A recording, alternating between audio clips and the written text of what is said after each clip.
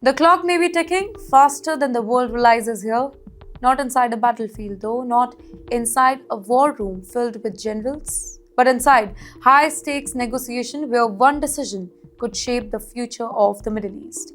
And now Donald Trump has delivered a message that sounds less like diplomacy and more like a deadline. Trump is talking about a deal, but he's also talking about consequences. Standing before the reporters, Trump made it crystal clear. An agreement with Iran is not just as important, it is urgent. Well, he warned that without a deal, the outcome could be very traumatic.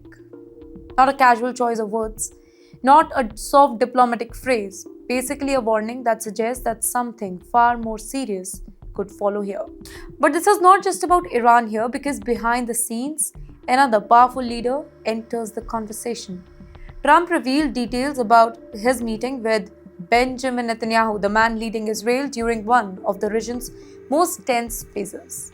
According to Mr. Trump, the talks were productive, they were strategic, they were focused, but he also made one thing crystal clear here: the final call rests with him. And then came the timeline. Trump suggested that Iran should reach an agreement with the US here very quickly, possibly within a month. 30 days, 4 weeks, a razor thin window in global diplomacy. But wait, why such urgency? Well, the answer lies in three major fears. First, Iran's nuclear program, well, the issue that has haunted global politics for years now.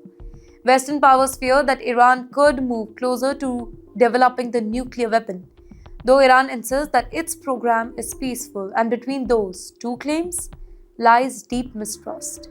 Second is missiles.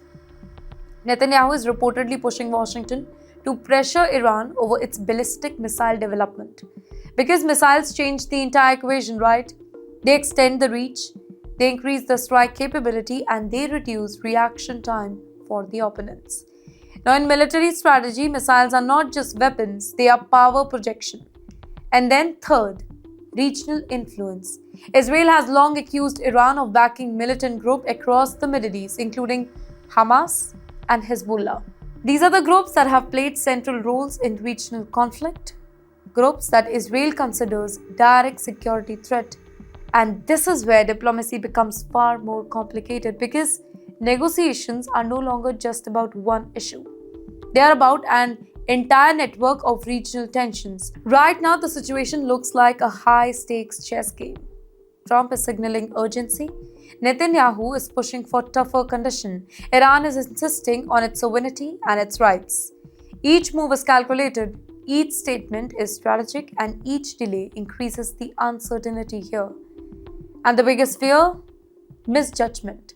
Because history has shown us, ladies and gentlemen, that diplomatic standoff often collapse not with announcements here, but with sudden escalation. One wrong signal, one misinterpreted message, and the negotiation can turn into confrontation. For now, the doors to diplomacy, they are still open. Talks are still happening, messages are still being exchanged, leaders are still weighing their options. But the question is, for how long?